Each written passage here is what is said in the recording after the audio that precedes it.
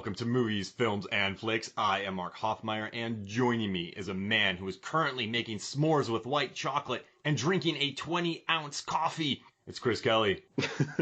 Hey, everybody. Actually, it's 80 marshmallows and a white chocolate coffee. Oh, got it. Wow. 80? Yeah, it's, well, you know, the way I look at it is if you're going to go camping, you got to go camping. And you can't go things halfway.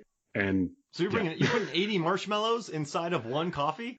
Yeah, it cuts out the caffeine, but it really increases the sugar rush. In my opinion, the sugar rush lasts longer than the caffeine buzz. So if you're going to do it, then you might as well just do that. You need some Ambien. Yeah. Can I tell you something weird, Chris Kelly? Well, now that we're on the talks of Ambien and marshmallows, go ahead.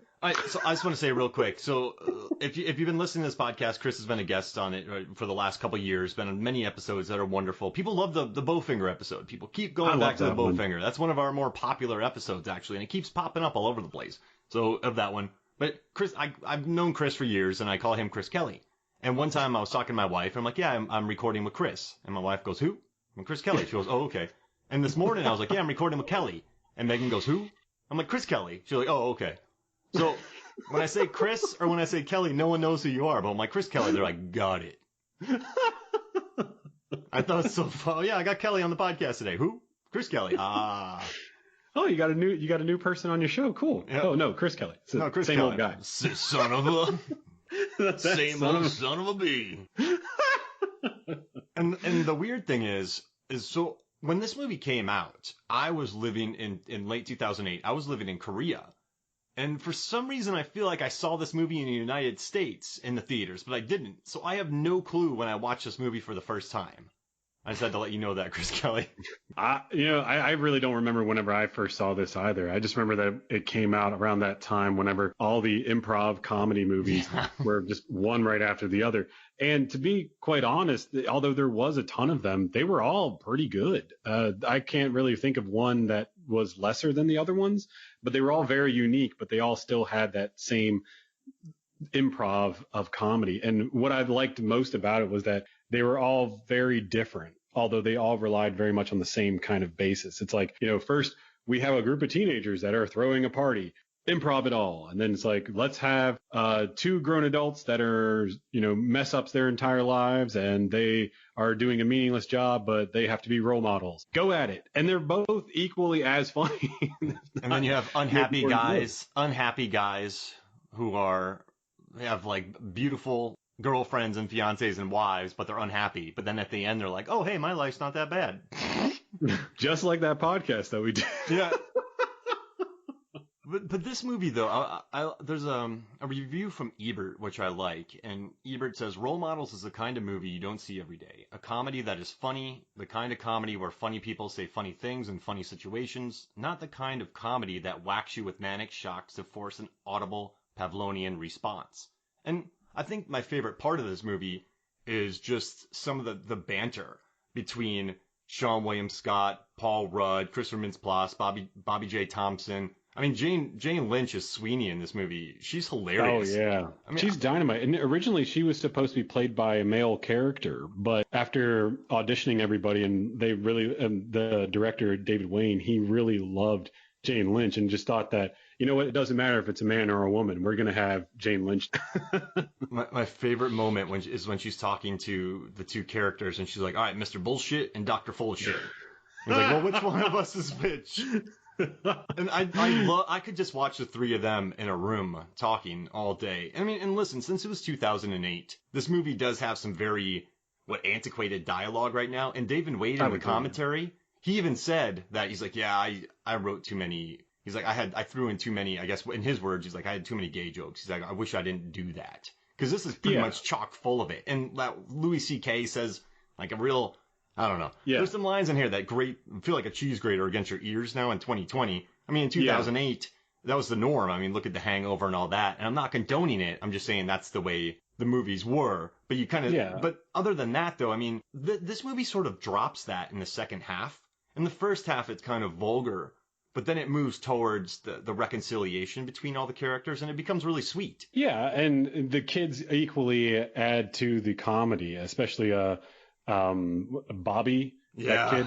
Oh, he's so good. I like what David Wain said in the commentary, saying that if Bobby J. Thompson was not available, he doesn't know who would have played that kid, because he said in the auditioning, he watched the tape of Bobby performing, and he was just blown away with him. And he thought, well, maybe he's just kind of a reserved kid and he just has this great act.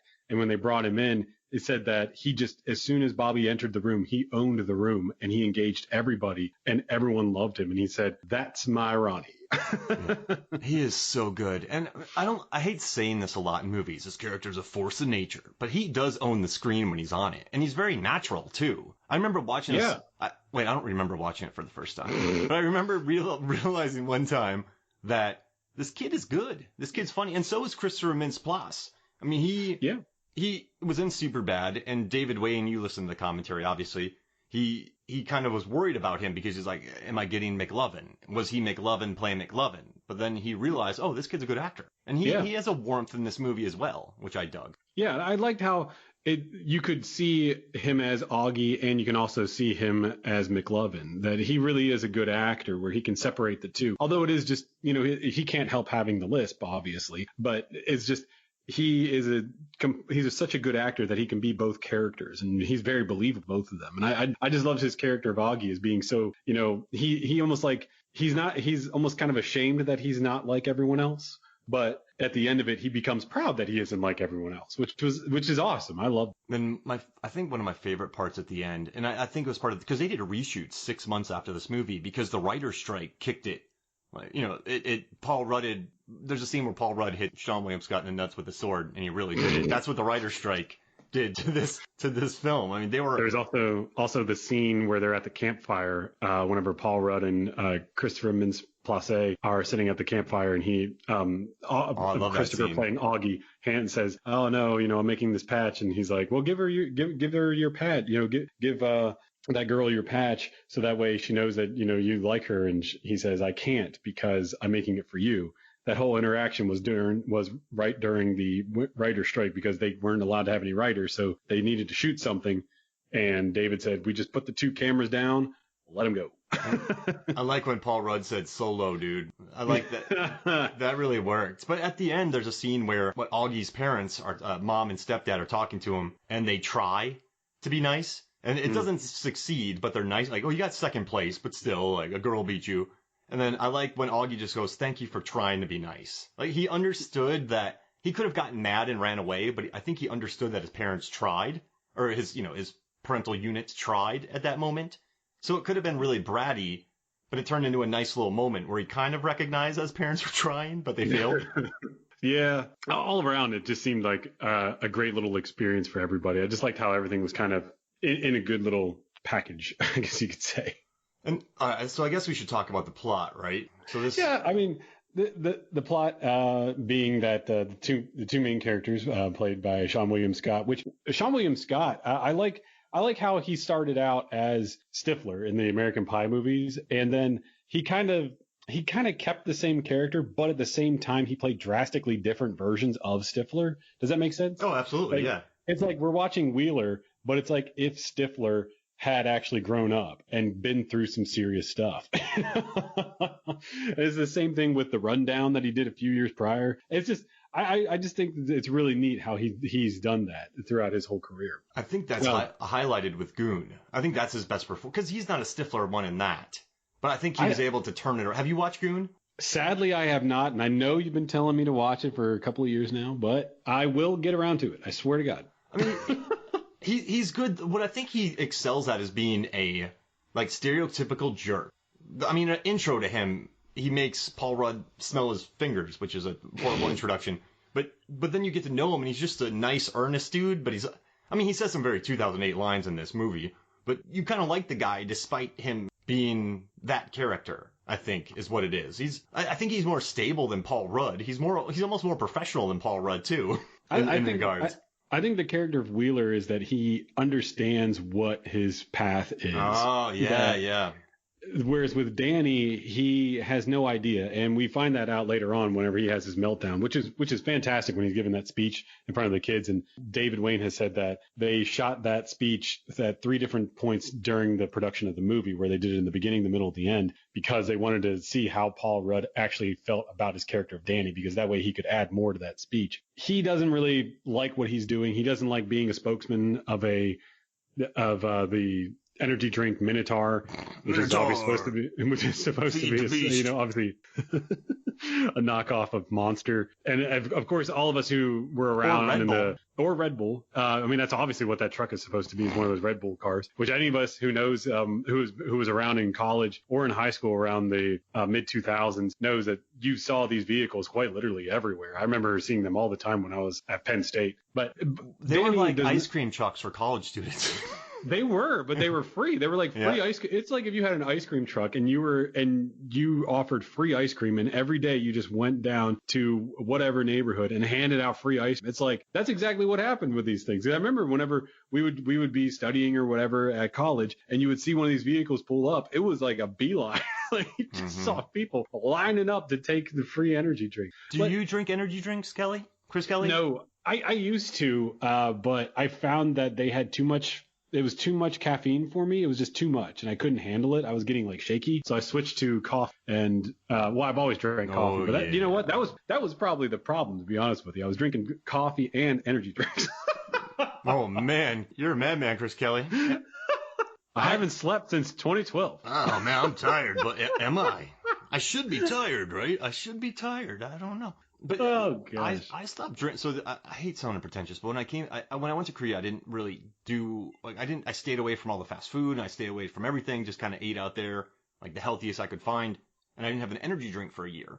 So when I came back to the States, I just thought, you know what? I haven't had a Red Bull in forever. I'm kind of jet lagged. I'm going to grab a Red Bull at the airport. It was like $6, so that was annoying. But I drank it, and I swear to you, dude, I thought I was going to have a heart attack. Not like a literal heart attack, but, just you drink it, and it just hits you, and you're just thinking, holy mackerel. This is not good. I was used to this. So that's when I stopped. But I kind of loved their scenes where like $6 of jet fuel, and they're pissing green, and it Shark's piss. Yeah, that's what it was. But I think the beginning does a good job of just making Paul Rudd the most unlikable human being possible, which I kind of love. Yeah, I think that like everybody his character is supposed to be 35. He's supposed to be not sure of what he wants to do with his life, which everybody has that moment in their life. But he just does not like where his path is headed at all. And his way of fixing it is with his vastly more successful girlfriend, played wonderfully by Elizabeth Banks. I love her character. I really wish, just like what David Wain said, I wish they could have put more of her in it. Oh yeah, she was a great character that they really should have added more to. His great plan is to marry her, and she immediately recognizes this as being a bad idea, so she says no. And I love how she's talking to her next client. The guy's like, "That's not me. That's stealing this. I don't know what you're talking about." And they play the video, and he's like, "I can't believe it's me." And he says his name, stealing everything, and no one will catch me.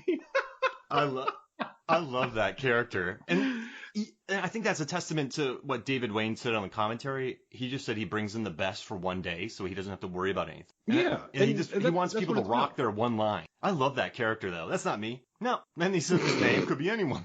And then he makes that great point. He makes that great point about marriage. Yeah. And she's like, oh yeah, well, you marry me. And he turns around and he's like, oh, Mazel Tov. And she's like, we're not getting married. Wait, what? And then he's like, you get married to, what is it he says? You get to marry, you marry the person that you want to be with for the rest of your life, regardless of like how successful they are or something around those lines. And she's like, you know what? Why don't you shut up? It's like, he's absolutely correct. And she was working on another project, correct? And that's why she couldn't be on this film more. I know she was bouncing around during this time between job to job, and she couldn't be on it more. I think that's why she wasn't in it more. Was she doing the Hunger Games ? I don't think that was post 2010. We can pull it up during the break, but he said something. Oh on the no, commentary. she was doing Zack and Miri. That's what it was. Yeah, you're right. And so he said 2008 was actually a really big year for her. She had several projects going on at the same time. She's had about 7 or 8 different projects all in the same year. Jeez Louise. That was a big year for her. She needed Minotaur. I do love that coffee scene. I think when I knew I kind of loved the movie when he's complaining about Venti. And then she's like, Venti is 20. It's 20 ounces. And That's why it's called Venti. and then you just watch Paul Rudd deflate. He was a balloon that was popped. And he just was like, oh my gosh. Oh man, I love that scene. And I think that showed him well. Like he wasn't even trying anymore. He was just complaining. And I think his character kind of just, he was at that point where he was just too comfortable with his girlfriend, Beth. And she was like, look, your life is not going anywhere. You have no desire to go anywhere. You're okay with where it is right now. And that's it. And she's like, I cannot deal with this anymore. So she leaves, which is, good. And she leaves in the crock pot because he likes chili. Yeah, to be honest, I'm a chili man myself. As my girlfriend that I co-host my podcast with, Classic American Movies, will tell you, I am a frequent chili man.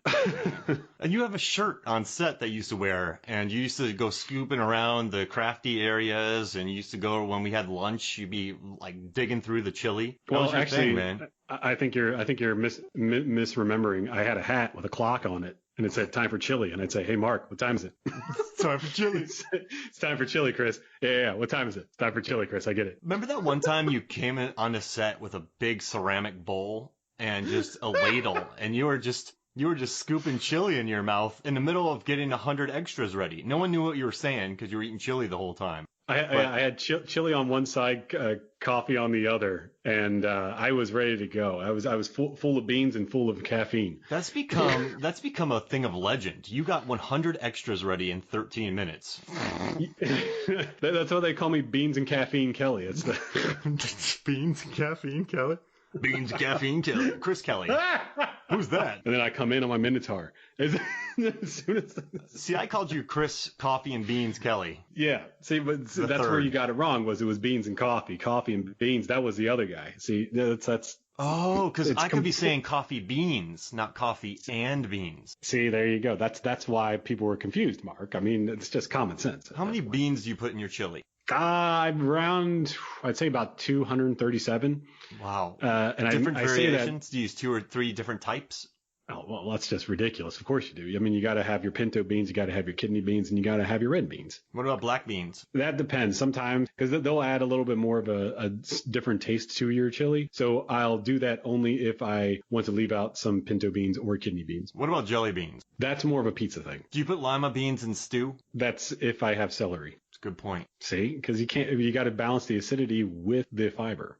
If you don't, then you're in a whole world of more tomatoes, less tomatoes, canned tomatoes, or fresh tomatoes. Always. Yeah. What about baked beans? Baked beans. Baked beans, I'm not really big fan of putting into chili because they liquefy, and then that just makes your chili just a little bit more harder. I prefer to just put a little bit of flour in my chili. Chris Kelly, someone comes up to you and says, I will give you $5,000 to do a bean and coffee blend, and you have to drink it in front of us. Which bean and which coffee would you mix together for $5,000? It's going to be a dark roast mixed with kidney beans. How come? Because that would add a little layer. It would take away the acidity from the coffee and pad it for for a little bit of a smoother taste. So it would be almost like similar to getting a medium roast, but you would just it'd be a harder way and more impractical way to create a medium roast. What kind of cup would you drink it out of? Well, I use my Panavision cup that I got from working on set or my Hank Williams Jr. cup.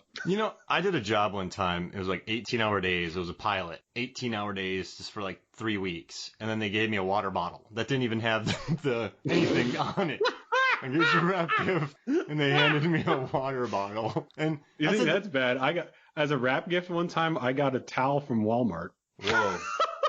Now, here's the thing. I wasn't expecting a wrap gift, so if they gave me nothing, it's a pilot. You don't really get a wrap gift. But the fact that they just thought we need to give him something, so yeah, give him a water bottle. And I just went, just give me nothing. It's a pilot. It's fine. This isn't a 6-month Marvel job where you get a jacket.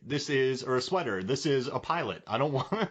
Okay, cool. To be honest, just recently I got rid of a bunch of water bottles that I've collected over the years of working on set. Because as anybody will tell you that works in film, you'll get a water bottle almost on every production that you work on. So I had I had an entire cupboard in my condo dedicated to these water bottles. And I was like, I only use maybe like 3 of these because I'll use one in the summertime that's has a metal lining. And then I'll use the regular plastic one during the cooler months. That's I'm a lot of Chris Kelly. all Last of them? time I saw you, you had a water bottle thing around your waist, and you had all the names of the movies painted out. Like, so when people run, they put those little water bottles. You had them all around you, and you were holding 2 to make sure everyone sees the label. You had a movie hat, you had a movie shirt that you got, and then you had a jacket on too, and you were holding call sheets.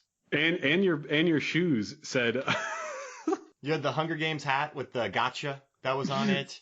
You were wearing those, and you're like, oh, funny you ask. I worked on this movie, guys. Oh, yeah. I didn't know if it was obvious or not, but I work on film sets. I wasn't fishing. Chris Kelly lying on the MFF podcast. What do you think they do? What do you think the rap gift on Role Model? They probably got a Minotaur. A real one? I think they probably did. Yeah. My guess is they definitely had a hat. They probably definitely got a hat. Oh, yeah. That said rub-a-dub-dub. You know what's interesting about that line? That line said by the wonderful Joe Lo Truglio playing Kuzik. Kuzik. Huzzah!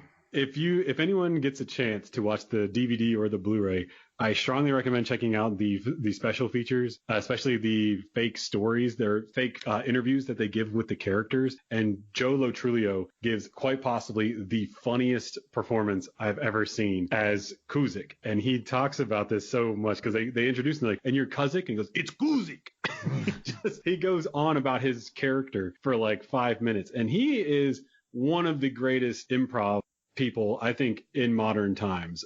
His character, his character in this movie almost was all 100% improv. And his line, it said on IMDb that there was an improv line that made Paul Rudd pee himself. And in the bloopers, you get to see that it's whenever Joe Lo Truglio, he said one of his bajillion lines that were improv. He just goes rub-a-dub. It's so hysterical. And all of his lines are, well, not all of them, but the majority of them are improv. There's just, David Wain said that he wanted to just make sure he had an idea of what to say. And then he left everything up to Joe. And he was phenomenal. Like, he told him that scene where they're walking through while everybody's practicing battle, said that oh yeah, they just put a camera on him and said for 10 minutes, just say whatever. And it's all gold. Solid gold. And Paul Rudd even said he peed. He's like, I peed. So that's that's not even conjecture on the thing. Paul Rudd, he was dying laughing. He looked unhealthy because of rub-a-dub-dub. He just tried to do his line, and he's like, I'm sorry, I can't do it. I can't do it. This is just too much. Rub-a-dub-dub. Looking great today, Esplin. Oh, sharpening that sword. Great job. Oh, it makes me so happy. And I did feel bad. So, Chris, you've been in shows before. We've both been in shows before where you've been like a super featured extra. Actually, I know people who have been super featured extras before. And so they do the entire project. They're there every day and they're getting extra rates. And in this movie, so King Argatron, played by Ken Jeong, and his right-hand man, David of Glen Kraken, played by Matt Walsh, who's awesome in Veep. They're the kings of this whole LARPing community that they have, this live-action role-playing. But with them, they actually have all their names, too. Here, let me find their names. So they have these extras that are with them at all times. In the commentary, David Wain says, I probably should have given them a line. Like, we had a budget for it. Yeah, and he says he felt bad about that. But no, you were saying? They had Captain Ron, Foo Fighter, Prince Emo, and then it was Argatron and David of Glen Kraken. They were the Fearsome Five. But those 3 guys' names were Captain Ron, Foo Fighter, and Prince Emo. And they feed him at the burger hole. Oh, that was really funny. It was the burger hole, right? It was originally supposed to be the burger and brownie hole, but the prop department thought that he was making that up. And he got so mad. That makes me so happy. But I like how in the extended version, in the extended scenes, you see that Ken Jeong, he's kind of a jerk to the waitress.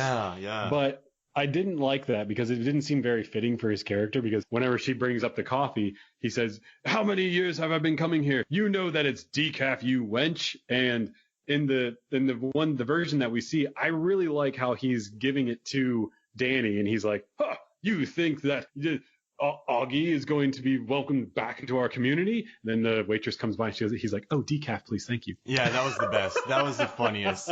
Yeah, I didn't like. He was like, I have an anger problem. I didn't like him doing that. And I liked it when David was trying to sell insurance and he just became a nice guy towards the end of it. Oh, this is fun. Yeah, come back next year. Are you a renter or a buyer? Because I can help you out with either one. Oh, that was funny.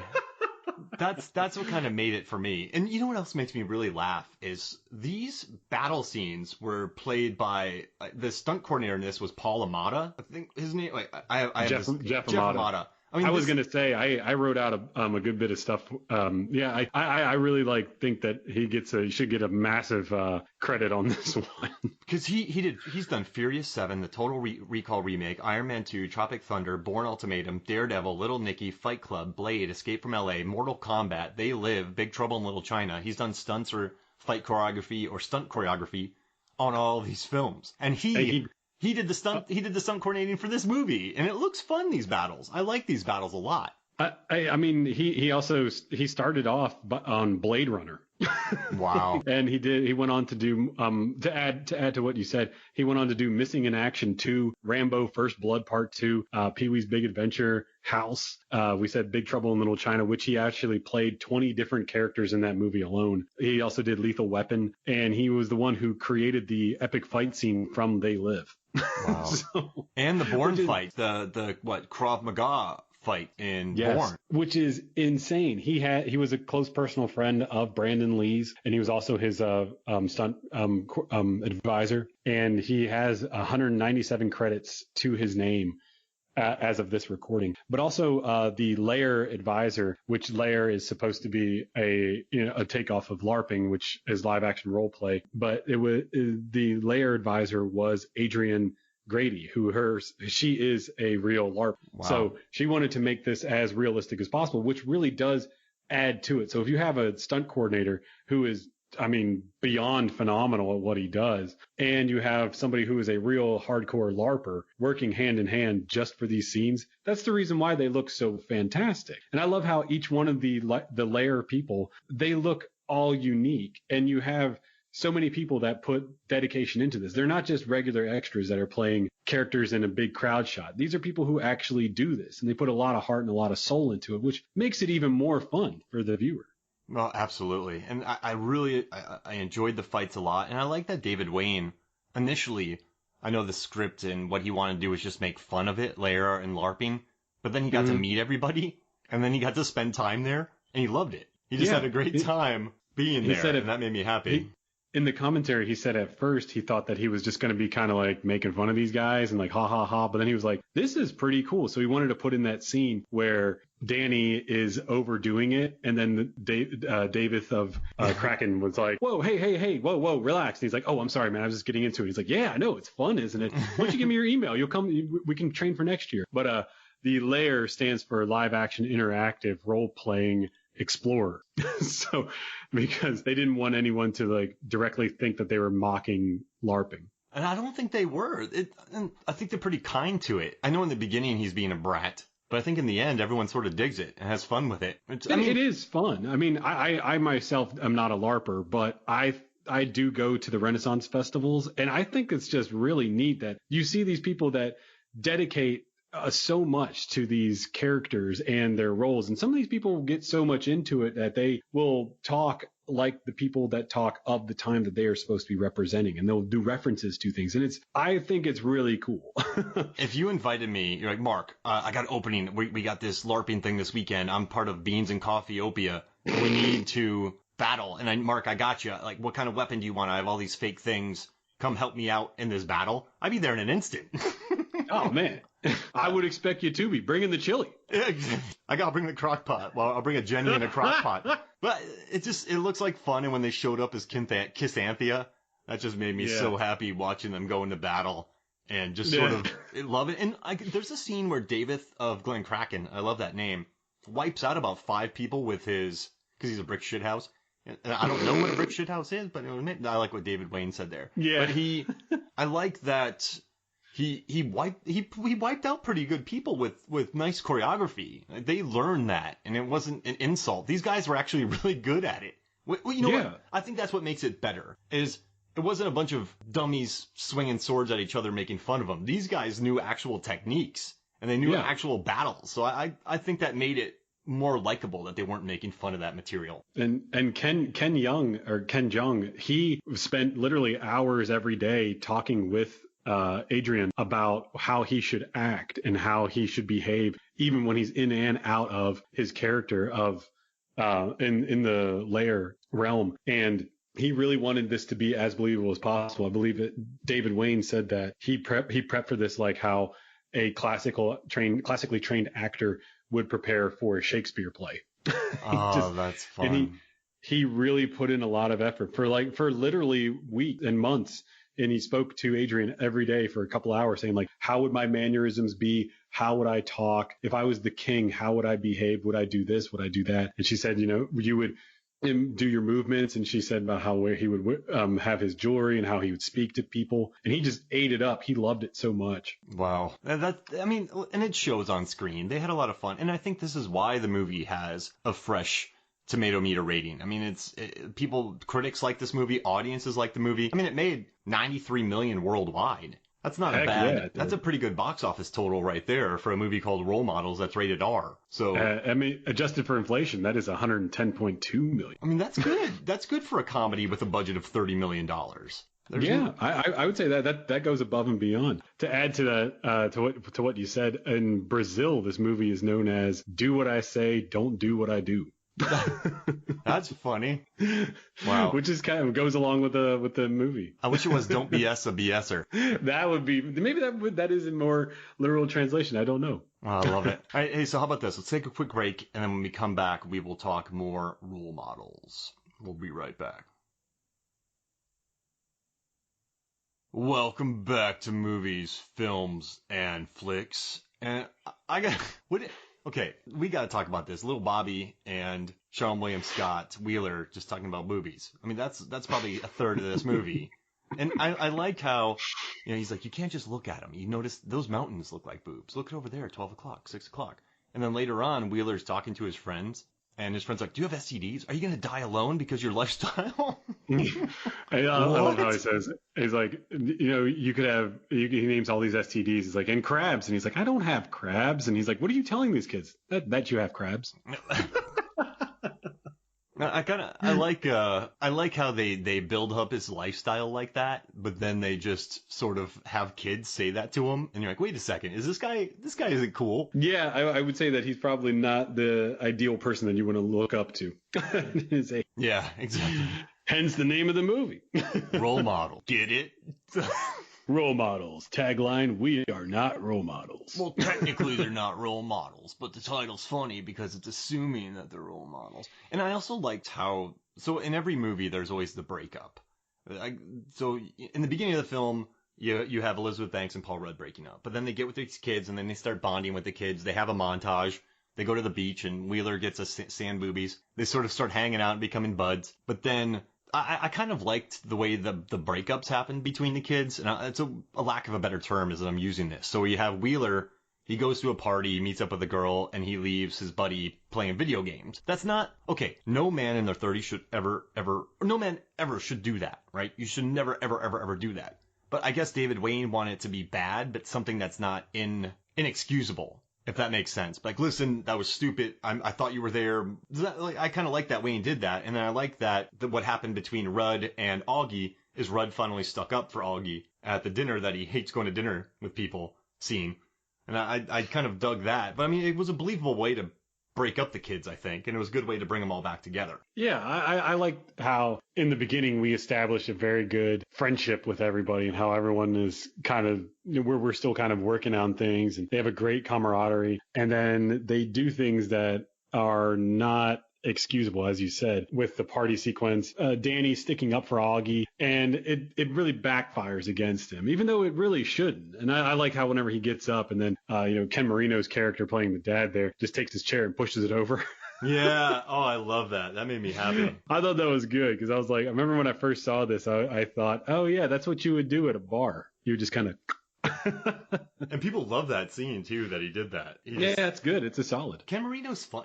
I love him in Wanderlust. So David Wain before this, he did Wet Hot American Summer, The 10, then he did this. And there's a scene in Wanderlust where Paul Rudd and Jennifer Aniston are at Ken Marino's home, and they're just being turds. Well, they're all being brats to each other. Ken Marino just starts slamming his table, like his plate down, and like he starts walking around like he's hulking up. He's like, in my house! In my house!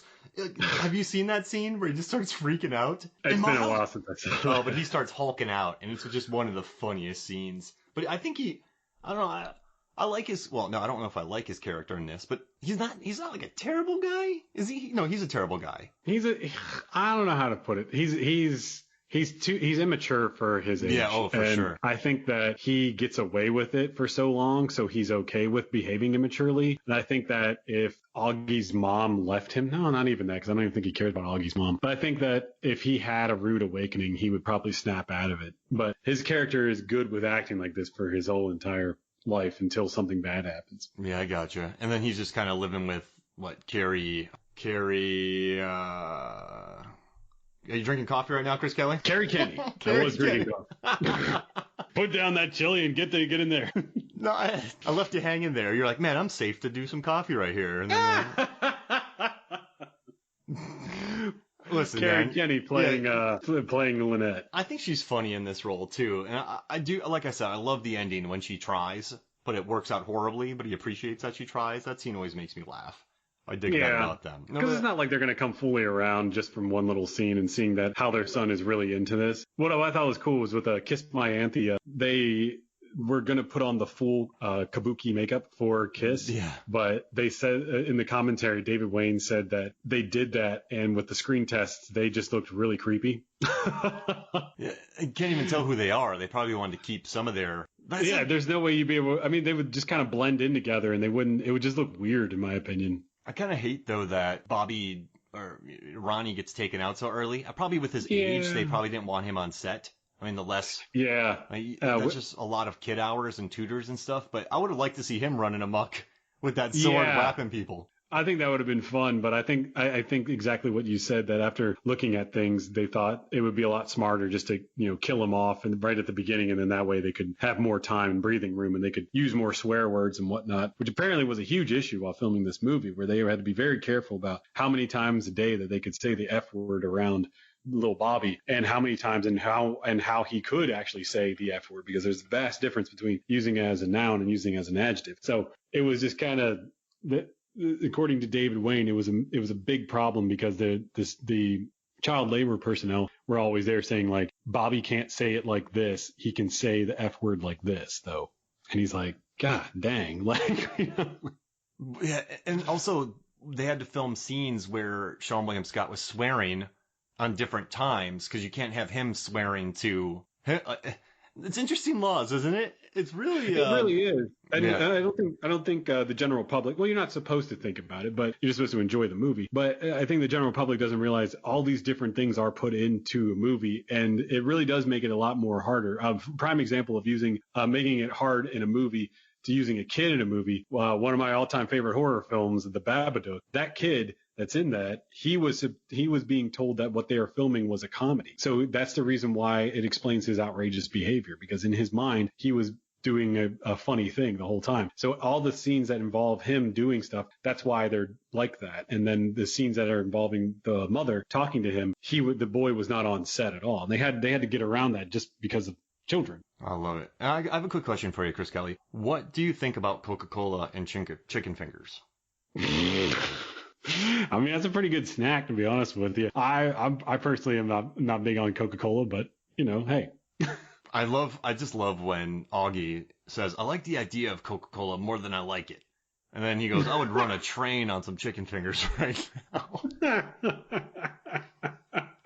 And they're all just looking at him like, what?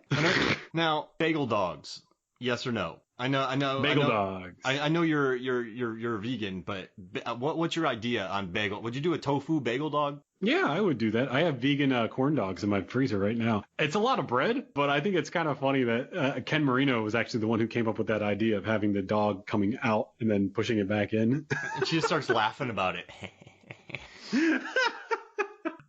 Oh my Gosh, I love Jane Lynch in this movie. I think that her character, her introduction, as being a drug addict, that was all her that came up with that idea, which I thought was fantastic. And she's the one who came up with all those lines of dialogue. Clearly that she did a lot of cocaine back in the day, but no longer does it. And it's so funny. And her introduction with that video for, what's the name of it again? What wings? Sturdy Wings. Sturdy Wings. Oh, where the kids are dancing. And then she's dancing, coming out behind the TV. I lose it every time she does that because it's just so darn funny. And just watching. You're trying to BS a BSer? Wait, so how are we trying to BS you? And why'd you put that in quotation marks?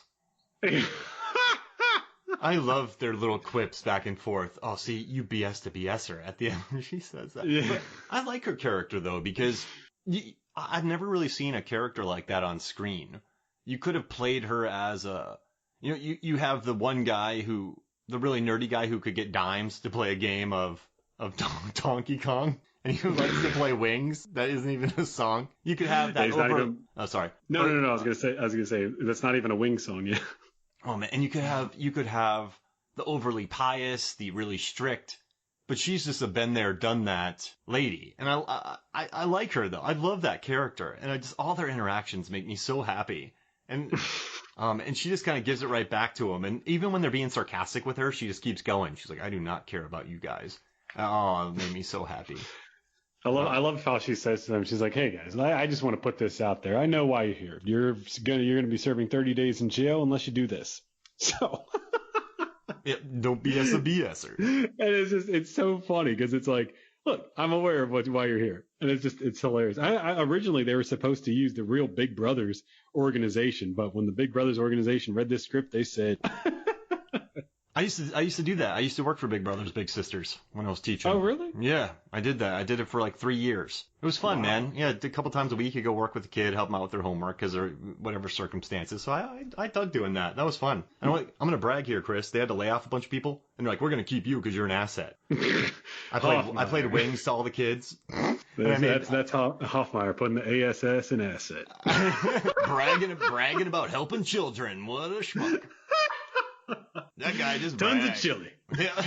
Well, I did. I would bring the crock pot over. Now, only crashed one truck into the front of it. It's just. Would you work at Chipmunks? No. I love that idea. They couldn't do They couldn't do Chuck E. Cheese's, so they did Chipmunks, where there's chipmunks who are monks. I love that Seann William Scott started working there. I'm glad they ditched that that subplot would have taken up too much screen time. But I love the scene.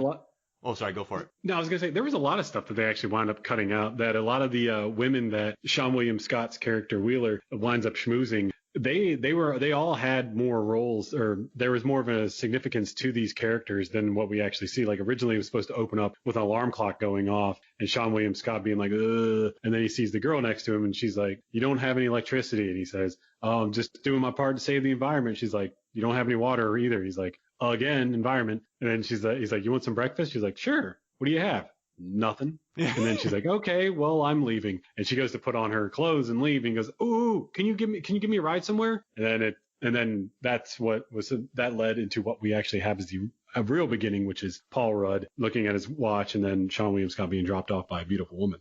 I mean, all the cuts make sense though. Do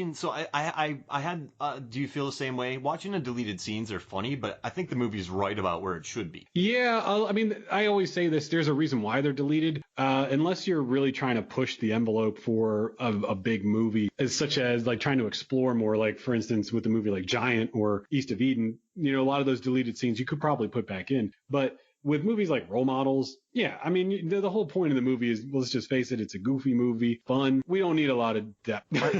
I do wish that. So, and there's an additional subplot where they get fired from their Minotaur job, so Seann William Scott has to start working at Chipmunks.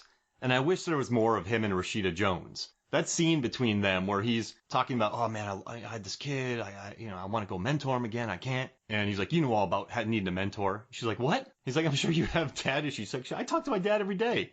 Like that was a weird scene. She's like, I'm not smoking anymore. Do you want to make out? And then he was like, I quit this job. I'm out of here. Then she just started smoking a cigarette.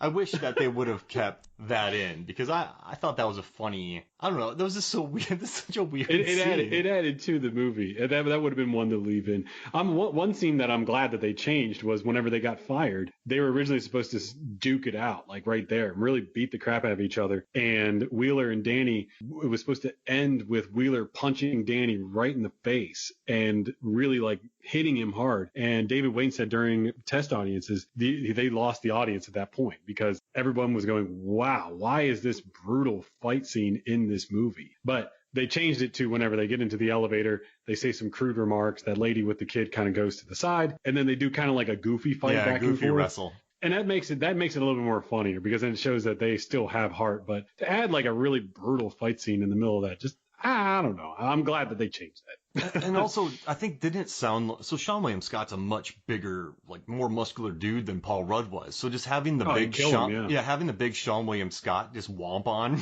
Paul Rudd. It's on par with if you had a scene where it's like, say for instance, Jack Nicholson fighting The Rock. Yeah.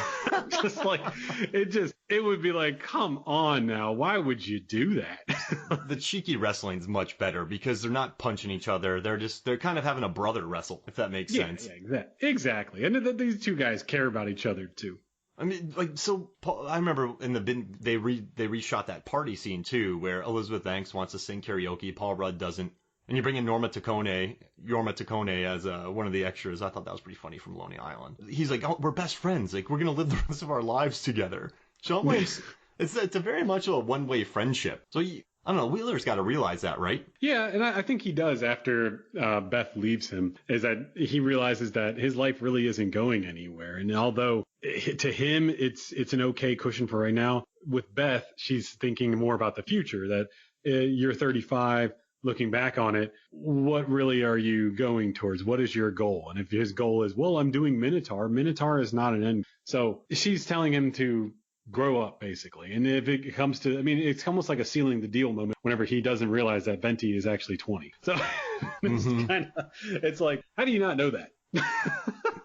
Yeah, he's just given up at that point. That's a good scene, though. I don't know why, but that scene has always stuck with me. I think because I like coffee, and I also like it when jerks get called out. So like most of the internet, they just make a comment and you're like, no man, that's not right. Yeah, it really does. It adds another layer to it because I think everybody at a point was thinking, why do they call it Venti? Why don't they just call it, small or medium? Why do we have to go through all these different words? And it's like, oh, that's the reason why. It makes complete practical sense. Now, Chris Kelly, the Movies, Films, and Flicks crew, all the people in Movies, Films, and Flicks, we start a layer group based on all of the episodes that we've covered. So, I mean, we're almost at 300. We might be over 300 when this is released. What do you think would be our theme in a layer match? So, Movies, Films, and Flicks, what would be our theme? I'll let you pick Sharks. Sharks. Ooh. Sharks. Without a doubt. That's my money on Sharks. I'm a big fan of shark movies, and I'm a big fan of the Movies, Films, and Flicks shark movies as well. Because I think one of my personal favorite episodes was whenever you did a commentary for Deep Blue Sea. Oh, gosh. And it was so bad. Oh, man. I was flop sweating during that one. Oh, it's so much fun. You just got to I took myself out of my comfort zone and just did it. And that's how you got to do it, man. So what would be the Sharks from, let's say, what would be the Sharks from Any Given Sunday? Because there's that football. Would be the Sharks from West Side Story? Would we, would we dress like Quint? What would our shark theme be? I think you would have various different people from various different shark films. Like, again, obviously you would have Quint's character. You would have somebody from 47 Meters Down. I'd say you would have probably someone dressed as LL Cool J's character from Deep Blue Sea. Somebody missing an arm. This sounds amazing. From Shark Night? From Shark Night. I was also going with Deep Blue Sea. Oh, yeah, Jim Whitlock. We'll do Shark Night.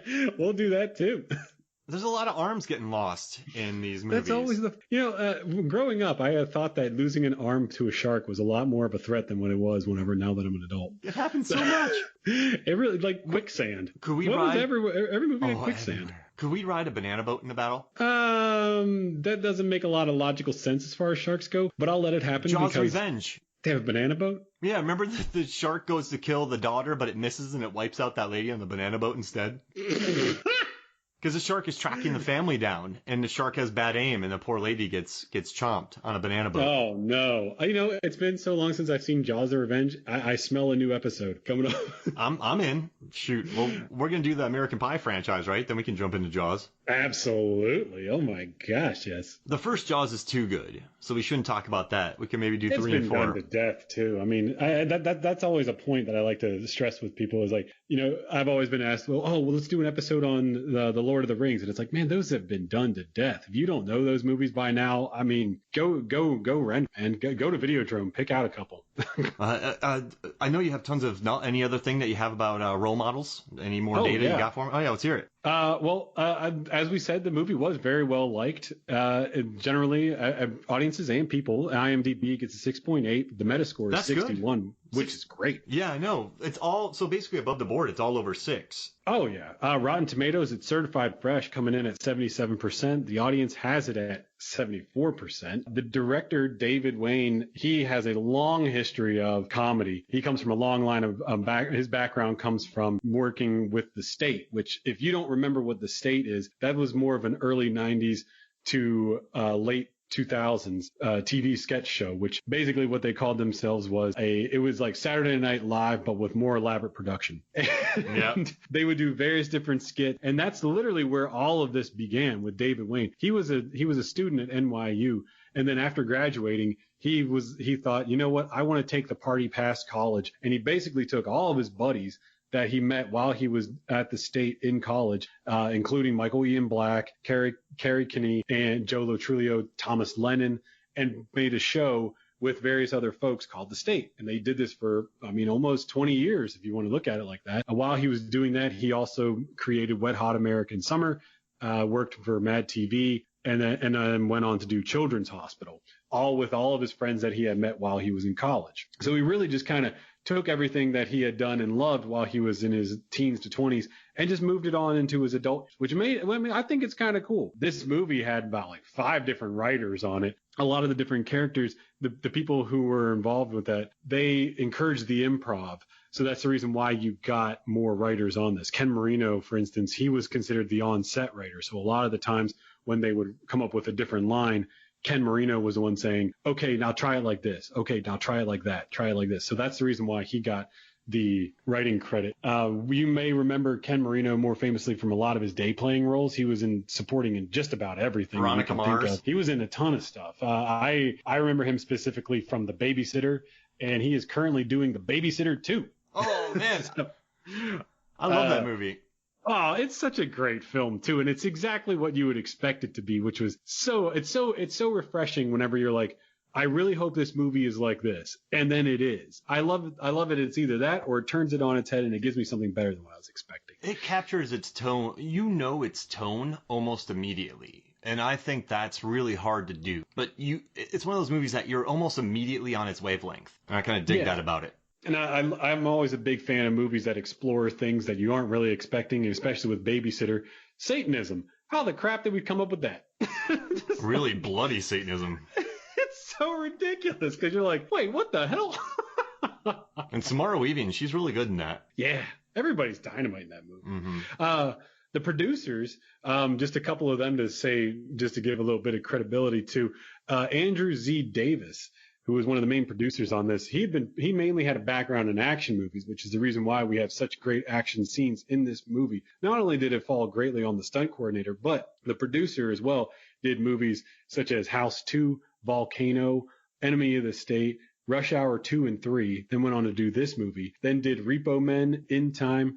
And what I found was most interesting was his very first thing that he had ever done in film was he was a locations manager on Girls Just Want to Have Fun, that dance comedy from 1985 starring Sarah Jessica. Wow. So, that is some seriously cool stuff. The other producer on this, Dan Colesrud, it was the first AD on Xanadu, Top Gun, Howard the Duck, The Goonies, and Spaceballs before he eventually moved into producing. Wow. Mary Parent, who was another producer, most famously in recent times has an Oscar nomination for The Revenant. And she, before doing this movie, she did Pleasantville, and which we all can say that we love that film. That movie just has so many different things going on in it. It's just a beautiful film in itself. She then went on to do the 2014 Godzilla, Kong Skull Island. She's currently doing Godzilla King of the Monsters. Oh, sorry, she did Godzilla King of the Monsters. Currently doing Kong versus Godzilla, the long-awaited, very supposedly a little bit closer to the original source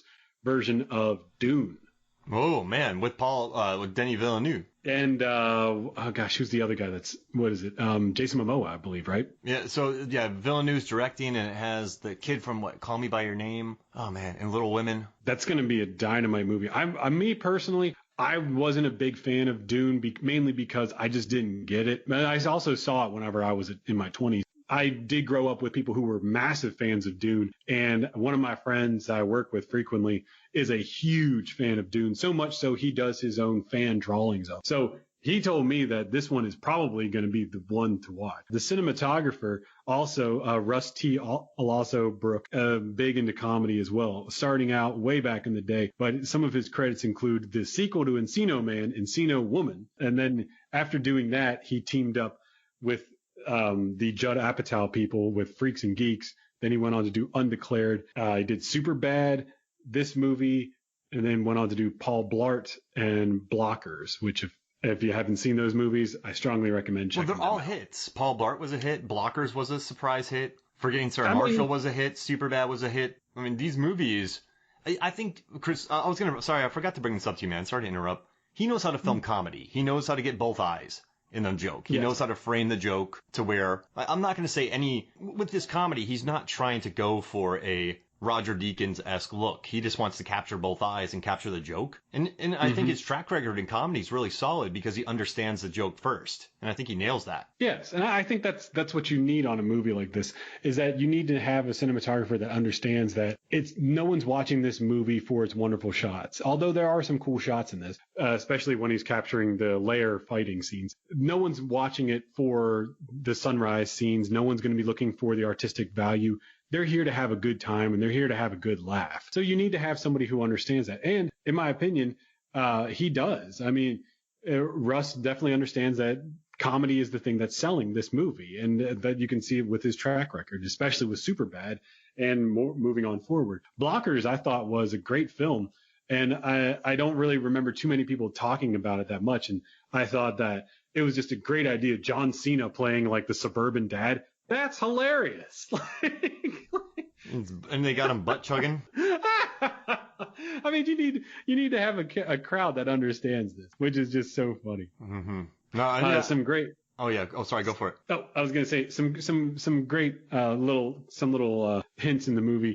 Augie originally was not supposed to have glasses because McLovin had glasses, and David said that he didn't want to have anybody associating McLovin to this character, so he wrote him without glasses. However, Christopher Mintz-Plasse never bought contacts, and production said that they weren't going to buy him contacts for this movie. So he said, all right, fine, he's got glasses now. After production was over, Christopher went out and got LASIK eye surgery. So when they went to go do reshoots, they had to buy him a brand new pair of glasses that had the frames in them without prescription. So he said it would have been cheaper just to buy the contacts. Yeah, that's funny. Wow. It's amazing what people won't pay for on movies. There is this weird line where, okay, we need this and it costs this. Okay, but we also need some rubber bands. No. Wait, what? We need an espresso machine. Yes. We need glasses. No. It's an interesting thing that they don't want to spend money on some of these sets. It really is. It's like it costs $1 extra to buy chilled water, but it costs $3 to buy the bag of ice. So you buy the chilled water as opposed to the ice, but the water's going to get warmer faster without the ice. It makes no sense. It's like, wait, what? Oh man! Or just haven't some productions recently tried to give their staff water bottles and then fill up as opposed to wasting all the plastic? They have, and I'm actually a big supporter of that, to be honest with you. I like that because they're just coming from somebody who's works in production and I've worked locations. Nothing makes you more angry than seeing all these water bottles sitting everywhere and somebody literally just opened it up, took a drink, put it down, and then they get called to go do something, which that happens all the time where you really have to put your stuff down, and then you'll always see like food, or you'll see water bottles, but you'll see that, and then you'll usually wait for about 1 or 2 hours and then come back to it, and it's still sitting there, and you're like, dang it, that guy didn't, or that person never came back to get that water bottle. And you're like, ugh, so that's a wasted water bottle. It's a wasted thing of water. And if you want to look at it, if you buy a whole case of water, that's $3 for a case of 24 from Walmart, that's money that's wasting right there. And if you think about it collectively, you're wasting sometimes $20, $30, $40 just on this. And that plastic doesn't get recycled. Exactly. And it doesn't, it gets thrown away. And you're like, this could have been used. You know what could have saved us a ton of money is if we bought these 5-gallon water jugs, and then we had individual water bottles that we spent $5 each on, and we could have just had people filling them up, and that would have saved tons of money, because no one's going to just leave their water bottle lying around because it's theirs, and that's just how it works. But it just drives me nuts. I'm with you, man. So much waste goes on these sets. They talk about, like, yeah, we gotta, like, they want to portray this very liberal-esque thing, but then they're just wasting thousands of dollars of plastic and food and, and everything. Yeah, it goes against a lot. I really applaud the ones that do the water bottles and, utensils and everything that's made out of corn products. I really like that. And I think it's a lot better, because that way, if things do get thrown to the side and you never pick it up, at least it's decompostable, which is great. And I like that. Let's see. Do you have any more facts, or are we moving on to the Chris Kelly recommendations? Just a few more facts. I swear I'm almost done. All right. No, it's fine. Keep going, man. A cute little quote that I found, the director was, he says that when he talks about Bobby Thompson's age and saying about how, oh gosh. So whenever Seann William Scott had to say, he's talking about Kiss, and he's saying, yeah, and he's talking about his dick and how his dick is a gun. Of course, Bobby couldn't be on set for that. And he talks about movie magic. And David says, making movies is a dream. Hollywood is a dream factory, and I am the dream master. And he thinks about it for a second. He goes, I really don't even know what I'm saying. Oh, that made me so happy. Yeah, that was funny. And I also like his little story about he actually took Ambien in a cab, him and a lady, and they started tripping. Yeah, which I've never done that, but I can imagine that's probably what would happen. That sounds horrible. Yeah. In the scene where Seann William Scott was nude, obviously no children were even on the set for that. But he said that in order for Seann William Scott to feel a little more comfortable, he said this as a joke. He said, he's like, I had the whole crew and myself being naked during the scene. And it was really distracting, especially for me, because my dong is so big. Oh, man. Classic case of a guy laying on the ground. Oh, gosh. Also, the critics, as we said, they were huge fans of this movie. They got the humor, which was even cooler. Peter, as we talked about, Roger Ebert, he gave this movie 3 stars. Peter Travers for Rolling Stone also gave this 3 stars. He said in his article saying that sometimes a shamelessly stupid, profoundly profane, R-rated comedy is just all you want out of life. Role models more than fills that bill. Yeah, it does. It was interesting in Ebert's review, though. He mixed up the characters. So he said that it was Paul Rudd who was giving Augie the boob lecture. Well, I think at that point in Roger Ebert's career, he was also, going through his thing. Yeah, you're right. The first line is great, though. Like, funny people saying funny things in funny situations. Not to point out where we're cheering, you understand, but to point out where we're thinking, hey, I sort of like that. Yeah, that's what he said. What a great line. And Claudia Puig for USA Today said, role models is a rare mainstream buddy comedy that definitely blends the endearing and the vulgar and interperses raucous comedy humor with subtle wit, which is very fitting for this movie. Well, I think that's right. I mean, there's heart, there's wit, and then there's also vulgarity. There's a lot, and it's also very warm and endearing. Who thought you could fit all of these into one movie? No, it doesn't. And then the song at the end, geez Louise, and the whispering eye. Yeah, I love how we played. They played Detroit Rock City, and I mean, yet another movie involving Kiss, which was awesome. I loved how they put this in the movie because the director said, "Hey, look, I was a kid in the 70s. I loved Kiss. It was hard to meet somebody who didn't like, and everybody likes Kiss." Kissanthia. And all the producers love Kiss too in this movie, so we're like, heck yeah, get rights to it. And of course, Gene Simmons would sign off for it because, as we said in a previous podcast, Gene Simmons knows how to turn a buck, and he's the first one to tell you that. Yeah. Make that money. Oh gosh. He did a Comic-Con that I was at. He had a big line. Oh, I'm sure of it. Yeah. I mean, he knows how to do it, man. And everybody's interested. And I'm telling you, whenever he sadly passes away, he is going to be leaving behind a massive underlined fortune. I'll take it. I'll settle on an autographed record, to be honest. Do it, Chris Kelly. Write him a letter. Actually, I did shoot him an email. Didn't respond. I wasn't surprised. I assumed he probably wouldn't. Nice. But yeah, I got my recommendations now all ready to go. Oh, man. All right. Chris Kelly, recommendations. As I've said before, these recommendations, they are more of like a nice complimentary to this movie. So if you think of role models as being your main course, my recommendations would be more of like a side of mashed potatoes with gravy or a nice side salad to complement it. Or bagel dog. A bagel dog, if you will. It'll be the mustard on the bagel dog. It'll be the beans in your coffee. So my first recommendation, wait, you know what? Before I do my recommendations, I do want to say that if you are interested in watching role models, please go out to Videodrome here in Atlanta. Go talk to my buddies over there. It's $5. They have the unrated version of it on DVD. They're more than happy to set it aside for you. And you can have it for a little while to check it out. Check out all the bonus features for this movie. It's worth buying for sure. There's a lot on this, or renting. Either way, it's definitely worth it. Yes. My first recommendation is the movie that put Danny McBride on the map. And that is, of course, The Foot Fist Way. Fist Way. Yes. Sorry. Available on Amazon Prime. If you haven't seen this movie, which from talking to folks, I found that a lot of people have never even heard of this movie, which I find shocking. It's such just a fun movie. It's written and co-directed by Jody Hill, who is of the Eastbound and Down fame, which very much with Danny McBride. It's just hilarious. It is.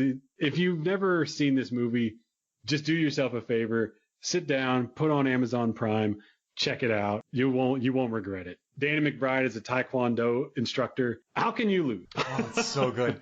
And one more if you haven't watched The Art of Self-Defense, that's another really mean karate-esque movie. So if you haven't watched that, check that out. That's a mean one right there. So that and The Foot This Way. I haven't seen that. Oh my gosh, it's brutal. I've been told that it is a fantastic film, and I think that's on Hulu, if I'm not mistaken. I'm going to check that out. Yeah, it's on Hulu. Another recommendation to go along with this, that's also starring Seann William Scott, the Mr. Woodcock. Yes, with Billy Bob. Billy Bob Thornton playing the evil Mr. Woodcock, who is the gym teacher whenever Seann William Scott is in high school and has tormented him for many years. Turns out takes a liking to his mother, and they wind up getting engaged, I think, or married. I can't remember. But yes, I'm sorry, they do get engaged. And it petrifies him, and it is phenomenal. There's so many great scenes in this movie, so many great lines of dialogue. It's directed by Greg Gillespie. This was his first movie. He later went on to do Fright Night, which thank you for your recommendation, Mark Hoffmeyer. I do agree with you. It is a good movie. Also starring Christopher Mintz-Plasse. So good. It is. It's actually a really good movie. He later went on to do I, Tonya, which if anyone out there hasn't seen I, Tonya, it's a really good movie. And that was actually shot here in Georgia. And $1 Million Arm. I worked on that. Yeah. Hey, there you go. And he's currently working on a movie with about Cruella de Vil, which I'm interested in watching because I think she's one of the greatest animated villains in Disney history. She's terrifying. She is. She's a puppy killer. That's her whole thing. And she just kills puppies. And children go to the movies not expecting a horror movie and they see it. Yeah. That's why she's so scary, because you aren't primed for it and she just murders your soul. Yeah. Ugh. That's all that I got for my recommendations. Oh, man. And also the promotion with Seann William Scott and John C. Reilly. It's really funny as well. So they're both two employees trying to get a promotion. And it's just the two of them battling. It's a fun movie. I haven't seen it. I'm going to have to check that out. Oh, yeah, it's definitely worth a watch. But no, man, this was a lot of fun. Yeah, I'm a big fan of this movie. So thank you very much for saying to pull this one up next, man. Oh, no, this was fun. And also, I know we said it before, and you're going to do an intro, whatever. But check out Classic American Movies. It's Chris Kelly's podcast. He and his girlfriend Miriam, they talk about some really cool, like, you know what I like about this? You guys cover, like, The Way of the Gun. You do movies that most people don't really cover. And I think you guys got a smart, I like the way that you guys cover, just, I don't know. I like the movies you pick. I dig the vibe of it. So yeah, just listen to that. You can pretty much find it anywhere, right? Yeah. It's available on Spotify, iHeartRadio, Apple Podcasts, Breaker, Stitcher, Podbean. Anywhere you get your pods, it's on there. Trust me. Just look up Classic American Movies. Just to add to what you said, the reason why we cover all different types of movies is that it started off as kind of like a joke with on Instagram, where every Saturday night I would show Miriam a different movie. As we've talked about before, my girlfriend is not from America; she's from Germany, and her knowledge of American cinema is not really as much. She doesn't really know that as many American movies as one would imagine. I would show her these movies, and I call them classic films. And the very first one that I showed her was Escape from New York. So that instantly was a big hit on Instagram, and everybody was like, "Oh my gosh!" Like, show her The Thing, or show her Demolition Man next, And Over the top. I'd show her Over the Top. Man, she liked that one a lot. That was a blast because I'm telling you, we were watching that movie, and she was just like, "Holy smokes, this movie's so ridiculous." But anyways, we decided to then move it as a podcast, becoming a pretty big hit. So I'm showing her these movies. She's educating herself on the movies, and she really likes doing the various different types of films because she learns more, I learn more, and it's just fun. And we've also moved on to doing other movies as well. As we're starting to show movies that she loves and then I like as well. We just recently did Dirty Dancing, so that was a lot of fun to dig into the history of that. And also to go along with that is my interview series, which is Cult Classics with Chris. You can also, that goes along with Classic American Movies. So if you do follow Classic American Movies, you automatically are subscribing to the Cult Classics with Chris, where I interview those involved in making of cult classic films. My very first one was with Anne Carlisle, who was the co-writer and star of Liquid Sky. So those are a lot of fun. You get to learn about all the history of these movies, stuff that you would never hear or read about by just going online. And you can hear it directly from the person who did it. So it's pretty neat. Chris Kelly's crushing it. Yeah, I'll be able to afford my own cup of coffee. And beans, brother. All right, hey, well, thank you for joining me, man. Thanks for having me, man. All right, so this was fun. So for me, Mark Hoffmeyer, for Chris, Coffee and Beans Kelly, this is Movies, Films, and Flicks. We'll see you next week.